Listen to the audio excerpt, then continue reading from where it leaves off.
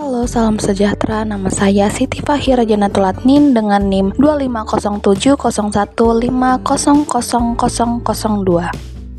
Mata kuliah ini Psikologi Perkembangan Anak dengan dosen pengampu Dr. Hairani Nur, SPSI, MPSI, Psikolog. Pada video ini, saya akan mempresentasikan analisis lifespan development saya sendiri, menelusuri perjalanan perkembangan saya dari masa prenatal hingga usia 12 tahun.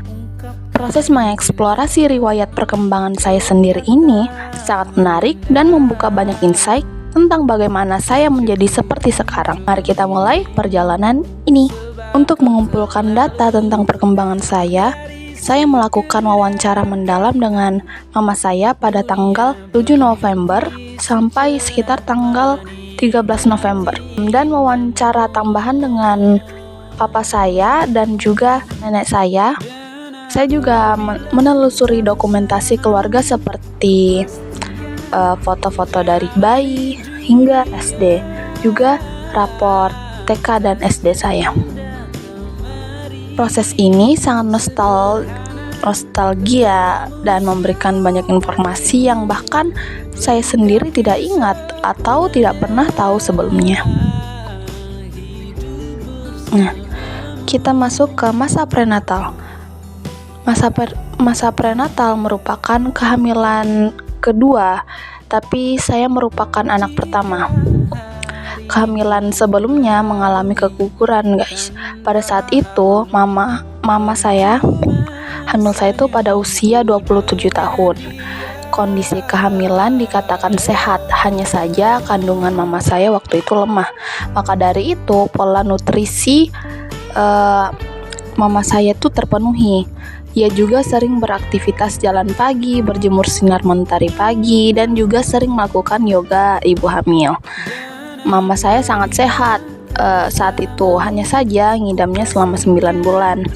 Kondisi psikologis mama juga tidak mengalami stres ataupun gangguan kecemasan lainnya. Beliau setiap bulan rutin USG dan minum vitamin. Nah, pada masa kelahirannya, aku lahir tepat 9 bulan. Nah, dan proses kelahirannya itu komplikasi, dimana yang tadinya ingin melahirkan normal tapi karena terlilit tali pusar sehingga mengharuskan untuk mengambil tindakan sesar. Sebelum sesar, bayi mengalami pecah ketuban. Bayi itu saya ya. Terus kondisi bayi saat lahir beratnya 3,2 kg dan panjangnya 40 cm dan kondisinya sehat. Salah satu faktor resiko yang dialami adalah kandungan lemah yang berpotensi meningkatkan resiko komplikasi atau kelahiran prematur jika tidak dijaga dengan baik. Namun, kondisi ini dapat dikontrol karena mama saya tetap rutin memeriksakan diri ke dokter dan menjalani gaya hidup yang sehat. Faktor protektifnya, mama saya memiliki banyak faktor protektif yang mendukung perkembangan saya, seperti kesehatan fisik dan emosi yang stabil selama kehamilan, pola nutrisi yang baik dan aktivitas fisik yang teratur, dukungan sosial dan akses kesehatan yang memadai, seperti kontrol rutin, vitamin, USG bulanan. Faktor-faktor inilah yang membantu menciptakan lingkungan prenatal yang optimal bagi pertumbuhan janin. Itu saya. Selanjutnya ada analisis teoritis. Faktor prenatal yang paling berpengaruh adalah kondisi kandungan mama saya yang lemah sih. Meskipun secara umum mama saya dalam keadaan sehat, kondisi ini berpotensi menjadi faktor resiko biologis karena bisa memengaruhi stabilitas janin di dalam kandungan. Namun, karena mama saya tetap menjalani gaya hidup sehat seperti tadi yang sudah saya jelaskan, kayak rutin berjalan pagi dan lain sebagainya, dapat mengurangi efek negatif dari resiko tersebut. Nah, selain itu, emosi mama yang stabil dan tidak stres selama kehamilan juga menjadi faktor positif yang sangat penting dalam masa prenatal. Kondisi psikologis mama yang tenang dan bahagia membantu menjaga keseimbangan hormon yang dapat mendukung perkembangan otak dan sistem saraf janin secara optimal.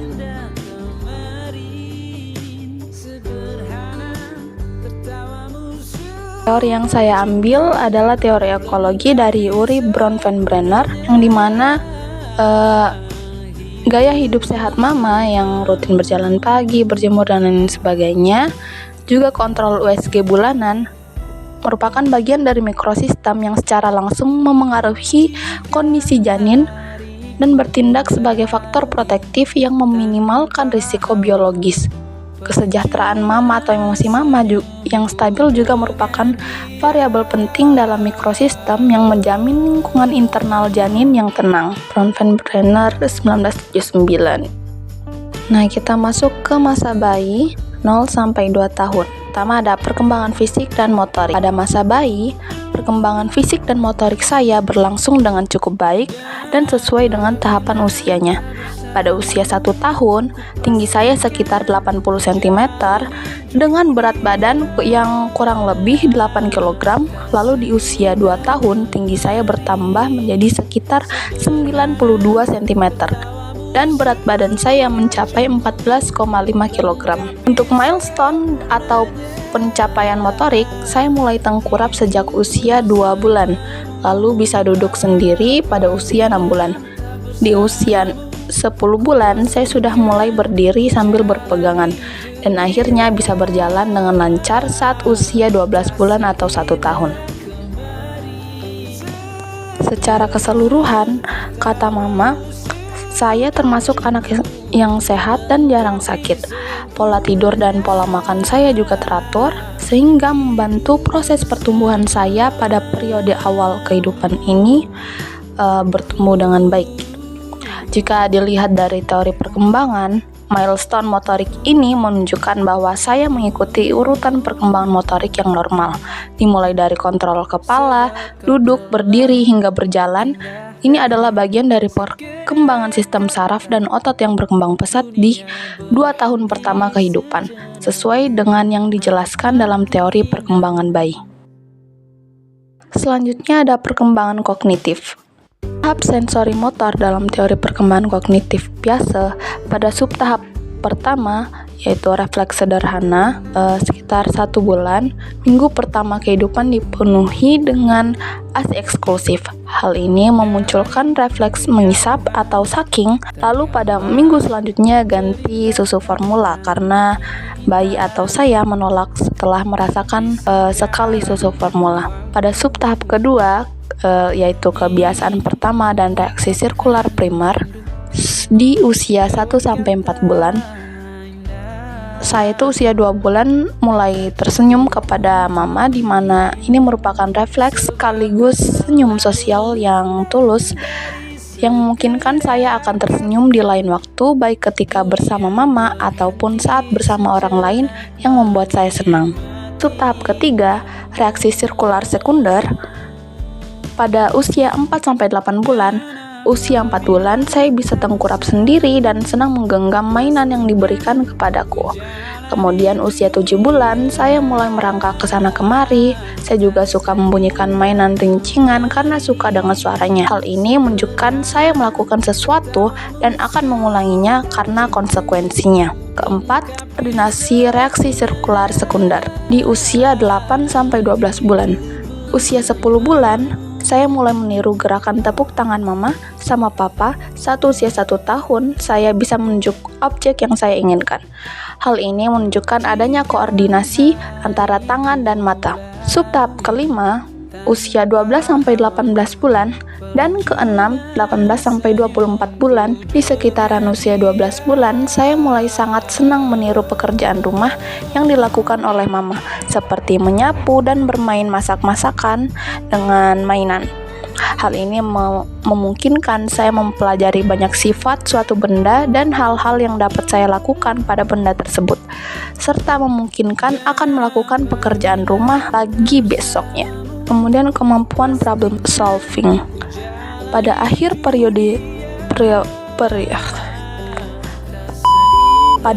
periode sensori motor usia 18-24 bulan, saya mulai mampu memecahkan masalah melalui kombinasi mental atau representasi internal, yaitu dengan menunjuk objek yang saya mau, berbicara meski cadel, dan meniru pekerjaan rumah. Atensi dan memorinya, saya menunjukkan atensi selektif seperti kontak mata yang semakin baik di usia 2 bulan, respons ceria ketika namanya dipanggil sekitar 1 tahun, fokus pas bermain cilukba, juga menunjukkan memori pengenalan, yaitu senyum sosial kepada mama usia 2 bulan seperti tadi yang sudah saya sebutkan, dan kecemasan terhadap orang asing di usia 8 bulan. Mampu meniru gerakan tepuk tangan dan pekerjaan rumah, menunjukkan atensi berkelanjutan atau disebut sustained or focused, serta memori implisit atau keterampilan dan memori eksplisit. Itu mengingat tindakan yang diamati. Aplikasi teori Vygotsky, zona yang pertama itu zona perkembangan proksimal atau ZPD. Saya dapat berdiri berpegangan sendiri, tetapi membutuhkan bantuan untuk berjalan stabil dengan bantuan atau bimbingan awal dari orang tua. Saya dapat mengucapkan satu kata sendiri, tetapi mulai bisa menggabungkan 2 kata seperti "Mama makan" berkat interaksi dengan rekan kerja mama dulu di kantor sebelum memutuskan jadi ibu rumah tangga, dan model bahasa dari orang tua yang responsif. Yang kedua ada scaffolding atau perancah. Dukungan yang diberikan oleh orang tua saya untuk membantu saya bisa berjalan dan berdiri berkurang seiring meningkatnya kemampuan yang bisa berjalan dan berdiri sendiri, di mana orang tua saya memberikan bimbingan dan koreksi dalam batasan yang konsisten. Ketiga ada private speech, di mana setiap bermain saya suka bergumam, seperti saat bermain balok, gumamnya tentang balok itu sendiri. Hal ini menunjukkan private speech atau dialog internal, di mana saya mulai mengatur perilaku dan pemikiran sendiri menggunakan bahasa yang diinternalisasi dari interaksi sosial. Nah, selanjutnya ada object permanence atau permanensi objek. Saya senang bermain cilukba dan juga mencari mainan yang disembunyikan. Hal ini menunjukkan pemahaman bahwa benda atau orang tetap ada meskipun tidak terlihat. Jadi, permanensi objeknya di sini sudah berkembang ya. Lalu eksplorasi lingkungan, saya mulai mengeksplorasi lingkungan dengan mulai menyentuh benda dan apapun lah di lingkungan sekitarku, dan juga meniru pekerjaan rumah. Kemudian ada imitasi. Saya suka meniru pekerjaan rumah dan meniru perlakuan mama papa. Nah, kita beralih ke perkembangan bahasa. Saya mulai babbling saat berusia 2 bulan, seperti milestone pada umumnya. Kata pertama ada di sekitar usia 8 bulan, seperti mengucapkan kata mama atau papa. Perkembangan vocabulary di usia 1 tahun lebih sudah bisa diajak bicara sih. Kemudian pada usia 2 tahun sudah bisa bernyanyi burung kakatua dan bercerita. Komunikasi awal dimulai dari komunikasi nonverbal seperti menangis, senyum, mengoceh, gestur tubuh dari sekitar usia 1 bulan ke atas, dan komunikasi verbal sederhana seperti mengucapkan 2 kata seperti mama mamam atau mama num gitu. Perkembangan sosial emosional, attachment dengan caregiver, saya paling dekat dengan mama. Stranger anxiety-nya tetap ada, rasa waspada ketika bertemu dengan orang asing, dan tidak menangis sih, tapi menunjukkan wajah cemas. Temperamen bayi atau temperamen saya waktu kecil, waktu bayi itu termasuk easy atau santai. Nah, karena saya paling dekat dengan mama dan mama selalu 24 jam bersama saya, maka rasa trust atau kepercayaan terbentuk dengan baik. Kehadiran mama selalu responsif terhadap kebutuhanku, baik fisik seperti makan, tidur, dan rasa nyaman yang ia beri. Maupun emosional menciptakan rasa aman dan nyaman. Dengan demikian, saya tumbuh dengan rasa percaya terhadap lingkungan sekitar dan terhadap orang lain yang menjadi dasar penting untuk hubungan sosialku di masa kini dan masa depannya.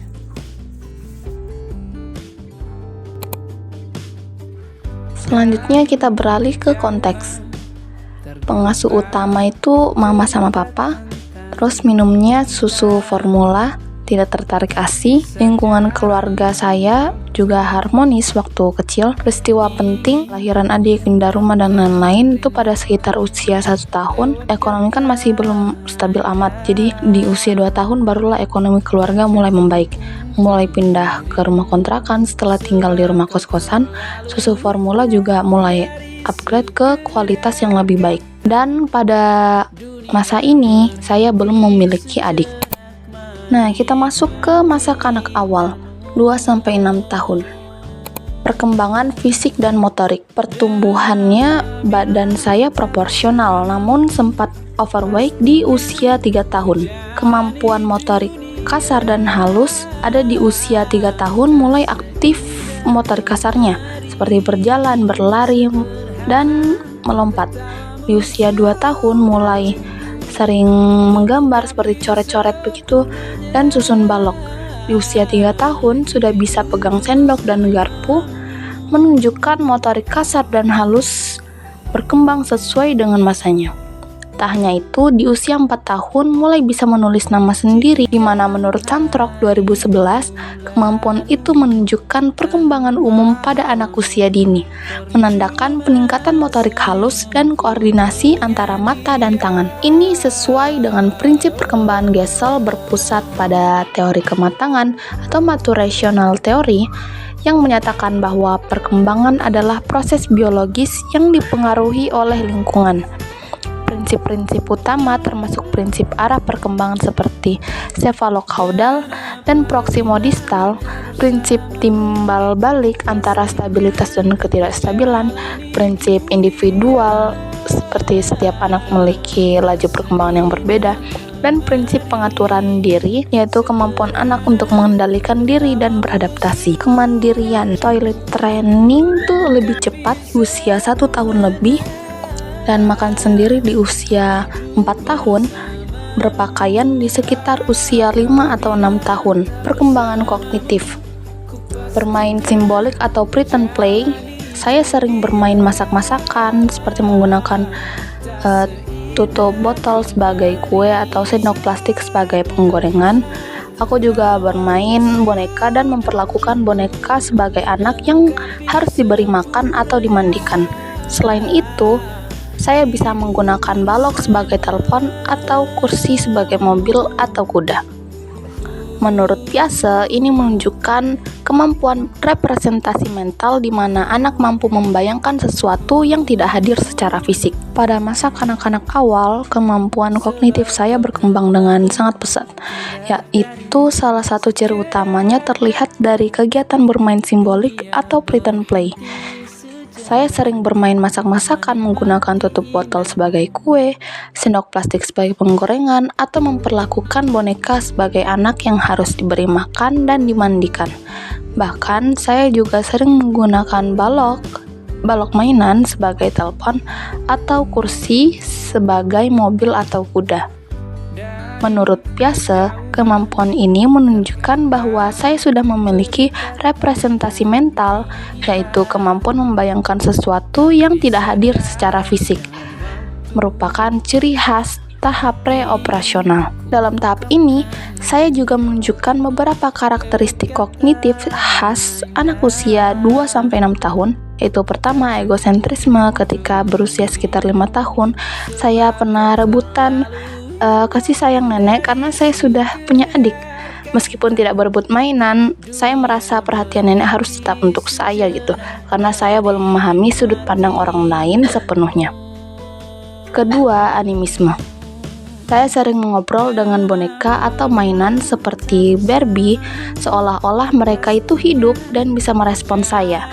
Ini sesuai dengan pola pikir animistik pada anak usia prasekolah. Ketiga, ada centration. Saya pernah mengira isi minuman di gelas A lebih banyak dibanding gelas B, padahal jumlahnya tuh sama, hanya saja wadahnya yang berbeda. Saya terfokus hanya pada satu aspek, yaitu bentuk wadahnya. Dan juga mengira kalau piring yang berisi mie itu di piring A yang lebih besar dan piring B yang lebih kecil. Saya mengira kalau di piring B lah yang lebih banyak daripada piring A, karena terlihat lebih full gitu. Lalu keempat, ada konservasi, di mana ketika air dari gelas pendek dituang ke gelas tinggi, saya sering berkata bahwa isi di gelas tinggi pasti lebih banyak. Atau saat adonan plastisin dibulatkan lalu dipipihkan, saya menganggap bentuk pipih lebih besar.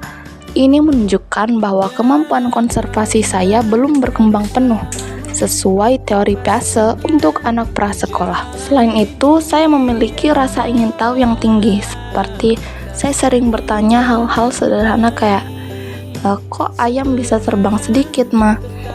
Dan kenapa mobil bisa jalan? Atau berbagai pertanyaan lainnya. Orang tua saya selalu berusaha merespon dengan baik, sehingga membantu perkembangan kognitif saya, karena berhubung pola asuh orang tua saya merupakan pola asuh responsif atau demokratis, yaitu otoritatif. Nah, saya juga memiliki teman hayalan bernama Alivita.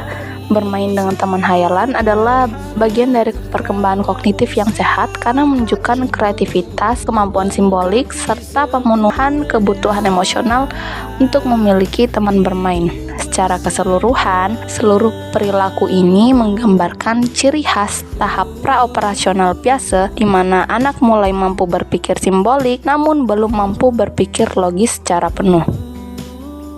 Selanjutnya, perkembangan bahasa. Ekspansi vocabulary, bisa bercerita meskipun cara bicaranya masih cadel di usia 3 atau 4 tahun. Struktur kalimatnya pada usia 1 tahunan itu mulai menyusun kata subjek predikat, lalu mulai kompleks di usia 2-3 tahun. Waktu kecil, aku juga sering membuat kesalahan lucu dalam pengucapan atau grammar. Misalnya, aku pernah bilang aku mau Mimi es krim, padahal es krim kan dimakan gitu. Terus buku favorit saya masa kecil itu Princess Anneliese dan Princess Erika. Selanjutnya, perkembangan sosial emosional. Pada masa kanak-kanak awal, perkembangan sosial dan emosional saya mulai terlihat lebih jelas. Saya merupakan anak yang cukup mudah bergaul dan memiliki banyak teman bermain. Ketika mulai masuk TK pada usia 6 tahun, saya mulai memiliki sahabat dan semakin menikmati bermain bersama teman sebayanya. Terkadang saya mengalami tantrum, terutama ketika saya ingin ikut mama atau papa pergi ke suatu tempat. Namun, orang tua saya membantu saya belajar mengatur emosi sehingga lama-kelamaan saya bisa lebih tenang ketika menghadapi situasi seperti itu. Ketika adik saya lahir, saya justru menjadi sangat menyayanginya. Hubungan saya dengan adik saya cukup positif dan itu menjadi salah satu bentuk perkembangan sosial yang baik dalam keluarga. Saya juga mulai belajar memahami aturan dan konsekuensi. Misalnya, setelah dimarahi karena melakukan kesalahan, saya bisa meminta maaf. Ini menunjukkan kemampuan awal dalam memahami emosi diri sendiri dan orang lain. Di masa ini, saya juga memiliki beberapa ketakutan khas anak kecil, seperti takut gelap, takut ditinggal sendirian, takut laba-laba, takut suara petir. Dan ketakutan seperti ini wajar terjadi pada anak usia prasekolah karena imajinasinya berkembang sangat kuat gitu. Secara keseluruhan, perkembangan sosial emosional saya di usia ini menunjukkan bahwa fase inisiatif menurut Erikson lebih dominan daripada Guild. Saya berkembang menjadi anak yang aktif dan ingin mencoba hal baru dan ingin menjalin hubungan dengan orang-orang sekitar saya, meskipun saya masih belajar untuk mengendalikan diri dan memahami perasaan orang lain. Pada masa kanak-kanak awal, pemahaman saya tentang benar dan salah berada pada tahap prekonvensional menurut Kohlberg. Pada tahap ini, saya memahami moral terutama berdasarkan konsekuensi, apakah akan dapat hadiah atau hukuman. Pada masa kanak-kanak awal, pemahaman saya tentang benar dan salah berada pada tahap prekonvensional menurut Kohlberg. Pada tahap ini, saya memahami moral terutama berdasarkan konsekuensi, yaitu apakah akan dapat hadiah atau hukuman. Saya sering berusaha berbuat baik karena ingin mendapatkan hal-hal positif seperti dipuji atau karena ingin masuk surga. Sebaliknya, saya menghindari perbuatan yang dianggap salah karena takut membuat Allah marah atau takut terkena hukuman. Bahkan, saya pikir bisa masuk neraka jika saya berbuat nakal.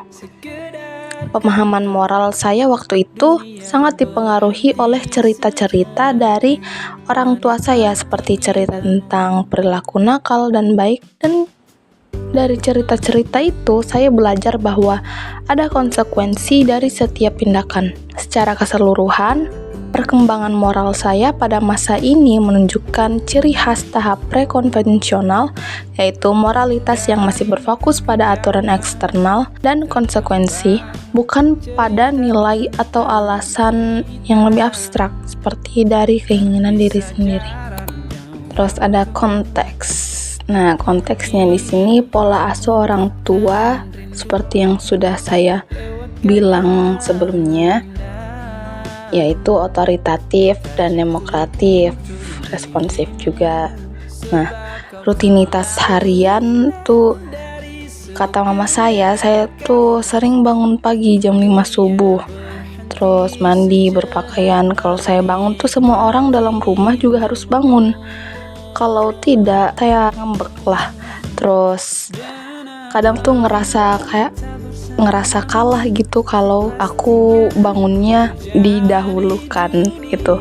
Aku harus menang gitu, aku harus duluan bangun daripada orang rumah. Nah, ketika saya bangun, orang rumah harus ikut bangun. Nah, peristiwa penting di sini, adik saya lahir pada saat saya berusia 3 tahun. Di usia itu, saya juga pindah rumah ke rumah tetap dekat dengan nenek. Saya masuk TK di usia 6 tahun. Tidak masuk playgroup karena mama saya tidak mau. Di usia 3 tahun, saya mengalami sakit tipes yang membuat berat badan saya turun drastis. Jadi yang tadinya overweight jadi turunlah, jadi standar, proporsional. Nah, semenjak itu saya kesulitan lagi untuk menambah berat badan. Nah, sampailah kita di masa kanak akhir, yaitu usia 6 sampai 12 tahun. Di sini perkembangan fisik saya, bentuk tubuhnya proporsional sesuai dengan anak seusianya.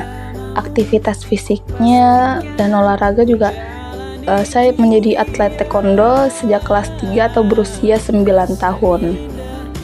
Nah, sering sakit di usia 9 tahun, yaitu saat kelas 3 SD karena tipes akut. Kesehatan saya mulai membaik ketika memasuki usia 6 tahun dan terus stabil setelahnya. Memasuki usia 11 tahun, saya mulai menunjukkan tanda-tanda awal pubertas. Ini merupakan bagian dari perkembangan biologis saya yang normal pada masa kanak akhir menjelang remaja, di mana tubuh saya mulai mengalami perubahan hormon dan pertumbuhan yang lebih cepat. Secara keseluruhan, perkembangan fisik saya pada periode ini dipengaruhi oleh aktivitas olahraga, kondisi kesehatan, serta perubahan biologis yang menjadi ciri khas masa transisi menuju remaja. Kemampuan kognitif saya mulai berkembang lebih matang dan terstruktur. Pada periode ini, saya sudah mulai mampu berpikir logis, terutama untuk hal-hal yang bersifat konkret.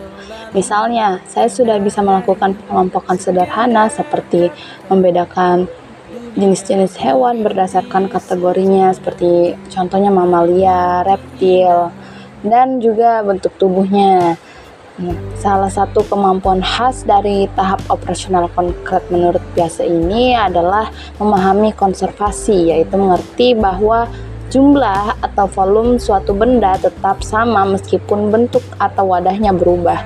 Saya sudah memahami konsep ini pada masa ini, misalnya mengetahui bahwa volume air tetap sama walaupun dipindahkan ke wadah yang lebih besar atau lebih tinggi. Saya juga mulai memahami konsep reversibilitas sejak usia sekitar 6 tahun.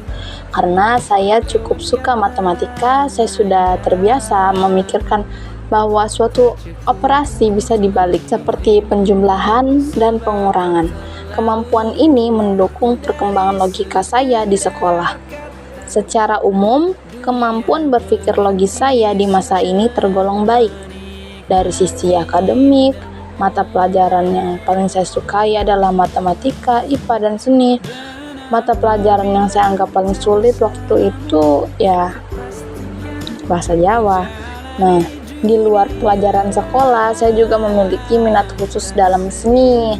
Saya suka melukis wajah manusia, itu dimulai dari usia 11 tahun. Dan lukisan pertama saya itu wajah mama saya. Selain itu, saya juga suka menyanyi sejak usia 6 tahun. Nah, minat ini sangat berpengaruh pada proses perkembangan kreativitas saya di masa sekarang dan masa kedepannya. Cara belajar saya waktu itu cukup fleksibel. Kadang saya belajar lewat membaca, kadang juga dengan praktik langsung. Tergantung konteks saja sih dan jenis pelajaran apa yang sedang saya pelajari. Dalam masa kanak tengah hingga akhir, kemampuan bahasa saya berkembang dengan sangat baik. Dari sisi komunikasi, saya cukup percaya diri ketika berbicara di depan umum. Public speaking saya tergolong bagus, dan saya bahkan sudah sering mengikuti lomba pidato meskipun waktu itu saya belum pernah memenangkan lomba. Pengalaman tersebut tetap bantu saya buat melatih keterampilan berbicara saya dan kepercayaan diri saya. Untuk kemampuan membaca dan menulis, saya sudah lancar sejak lulus TK. Di usia itu, saya tidak hanya mampu membaca dan menulis dalam bahasa Indonesia saja, tetapi mulai bisa membaca dan menulis teks sederhana dalam bahasa Inggris. Kemampuan ini membuat proses belajar di masa SD menjadi terasa lebih mudah bagi saya. Saya juga memiliki minat yang tinggi guys pada membaca buku, apalagi dulu buku favorit saya waktu itu cerita-cerita Nusantara dan majalah Bobo. Dulu masih ada, saya masih dapat zamannya. Dan bacaan seperti itu membantu saya memperkaya kosakata saya dan meningkatkan kemampuan saya dalam memahami cerita. Secara keseluruhan, perkembangan bahasa saya ini menunjukkan bahwa saya memiliki keterampilan komunikasi yang kuat. Kemampuan literasi yang baik inilah dan minat baca yang tinggi juga yang menjadi fondasi penting untuk perkembangan kognitif dan akademik saya di tahun-tahun berikutnya.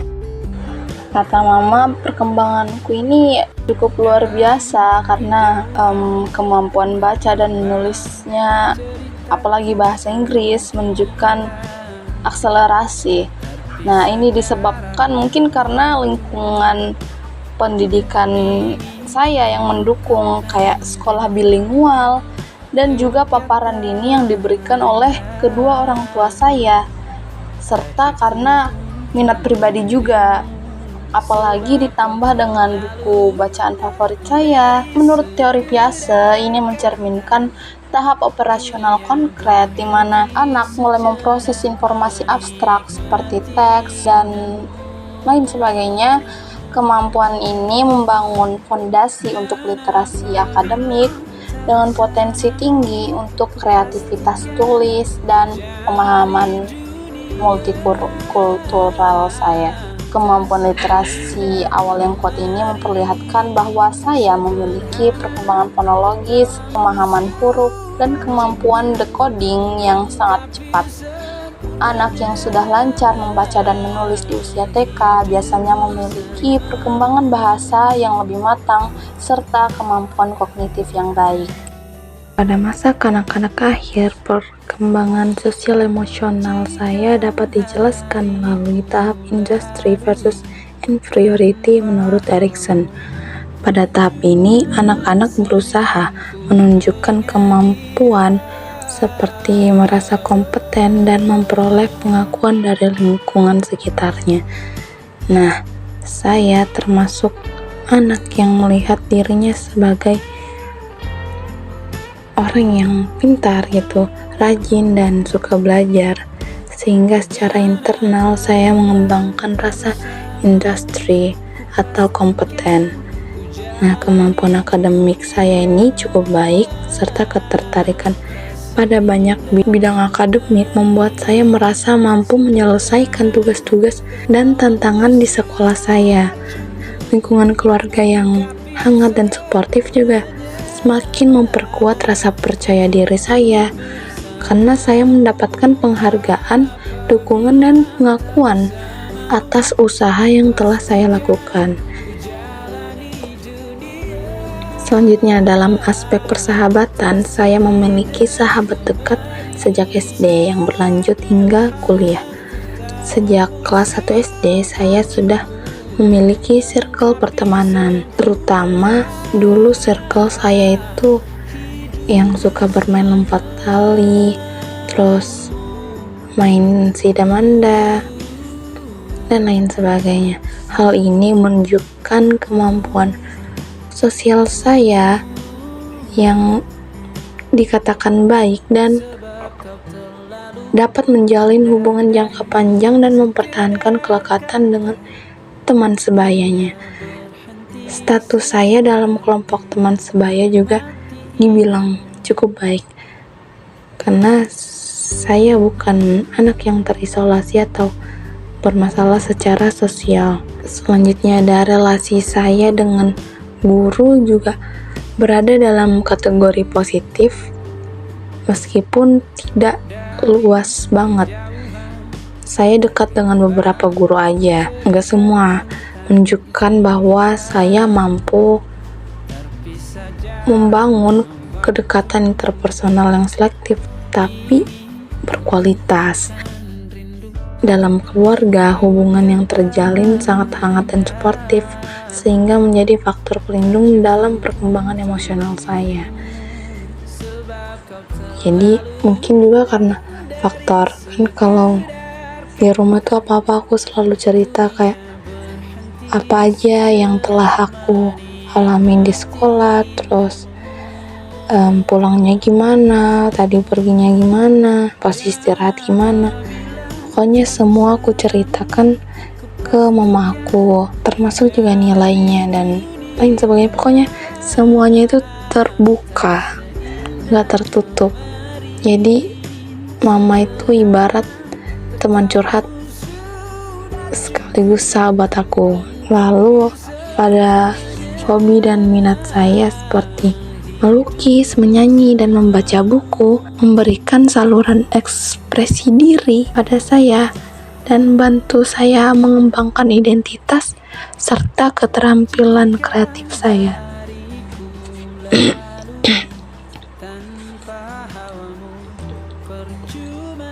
Sepanjang masa sekolah dasar, saya tidak mengalami perundungan atau konflik besar dan gak ada juga kesulitan belajar. Dengan demikian, perkembangan sosial emosional saya pada masa kanak-kanak akhir berlangsung adaptif dan stabil, ditandai dengan rasa kompeten, hubungan sosial saya yang bagus, dan lingkungan keluarga saya yang mendukung.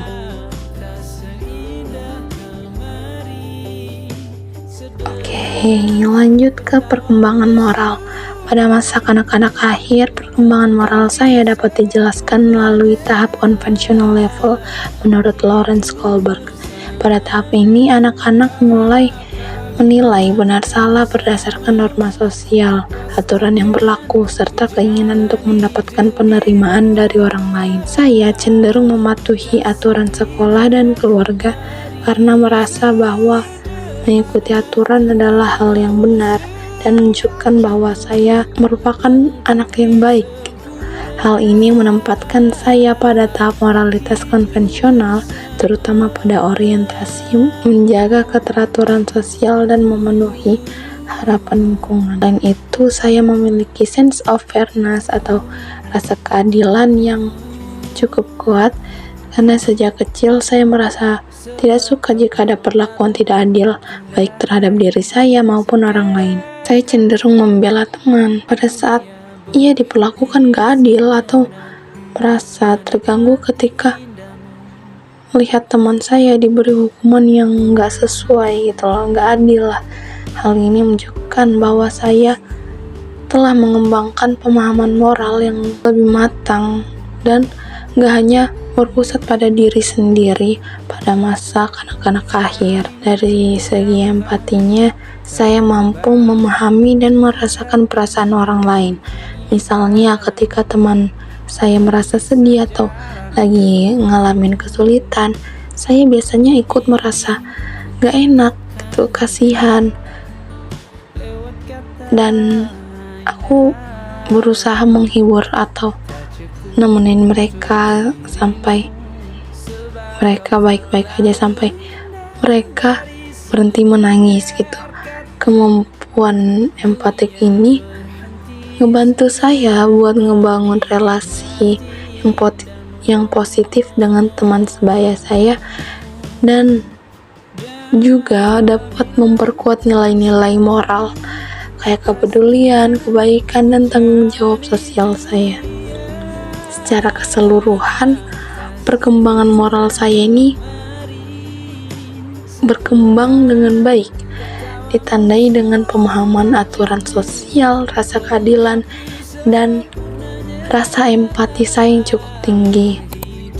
Baik, sampailah kita pada bagian akhir. Sebelum saya tutup, saya akan melakukan refleksi personal dan pembelajaran. Melalui proses pembuatan tugas ini, saya belajar banyak hal tentang diri saya sendiri. Saya sadar bahwa perjalanan perkembangan saya ternyata kayak gini ya. Maksud saya tuh kayak gimana ya, saya baru sadar kalau passion terbesar saya sejak kecil itu adalah bahasa dan seni. Nah, dari bayi itu kemampuan bahasa saya berkembang lebih cepat, dan lingkungan sekolah bilingual saya tuh makin menguatkan fondasi kemampuan perkembangan bahasa saya. Mama juga bercerita kalau tulisan saya dulu itu rapi dan teratur, bagus gitulah. Mendengar itu tuh saya merasa kagum pada versi kecil diri saya. Saya ngerasa bangga dan bersyukur karena sejak awal aku tuh tumbuh dengan dukungan penuh dari mama sama papa yang selalu merawat dan memperhatikan bagaimana perkembangan saya. Pada awalnya saya pernah berpikir bahwa kayaknya saya nggak begitu cerdas deh dalam hal public speaking, terutama setelah membandingkan diri dengan teman-teman SMA dan kuliah, atau sepertinya mungkin karena efek nggak pernah menang. Nah, tapi bukan berarti aku merasa inferior gitu atau merasa menyerah, malu gitu.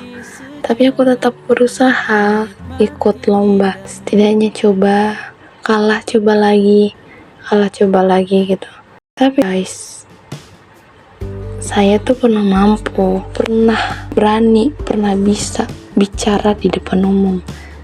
Hanya saja itu karena pengalaman pahit saya di masa remaja ngerubah pola pikir saya beberapa. Karena saya dulu pernah dibully, dikucilkan gitu pada saat remaja, hanya karena saya dulu tuh hitam dan dianggap jelek gitu. Dan juga berjerawat.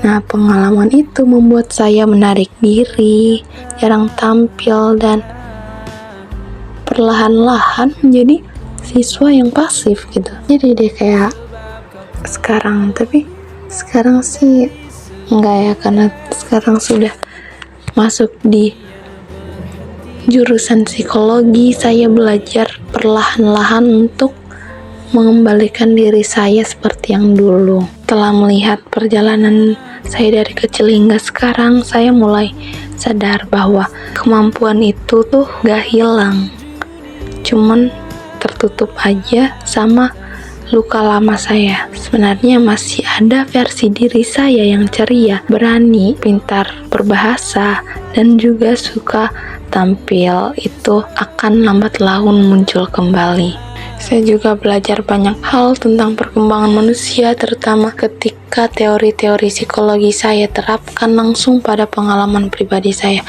Konsep-konsep ini seperti operasional konkret biasa, industri versus inferiority-nya Erikson, hingga moralitas konvensional Kohlberg menjadi lebih hidup lah ketika saya melihat bagaimana teori-teori itu benar-benar tercermin dalam perilaku dan pengalaman pada masa kecil saya. Di antara semuanya, konsep industry versus inferiority jadi paling meaningful bagi saya karena saya bisa melihat jelas bagaimana rasa percaya diri dan kompetensi saya mulai terbentuk pada masa sekolah dasar. Proses ini memperkuat pemahaman saya sebagai calon psikolog bahwa teori bukan hanya sekedar abstrak saja, tapi nyata dalam kehidupan sehari-hari kita dan dapat membantu kita memahami perjalanan perkembangan seseorang secara lebih mendalam. Nah, akhirnya saya ingin memberikan apresiasi kepada keluarga saya yang telah berbagi cerita pada masa kecil saya, sehingga saya bisa melihat masa lalu saya dengan perspektif baru gitu, versi yang lebih dewasanya. Saya juga memberikan penghargaan untuk diri saya sendiri untuk setiap usaha kecil, keberhasilan, tantangan, dan pertumbuhan yang saya alami sejak dulu hingga sekarang buat saya semakin paham dan menghargai versi diri saya di setiap tahap perkembangannya. Baiklah, itu saja. Terima kasih pada diriku yang telah menyelesaikan tugas ini, dan terima kasih juga kepada para dosen telah memberikan saya tugas ini.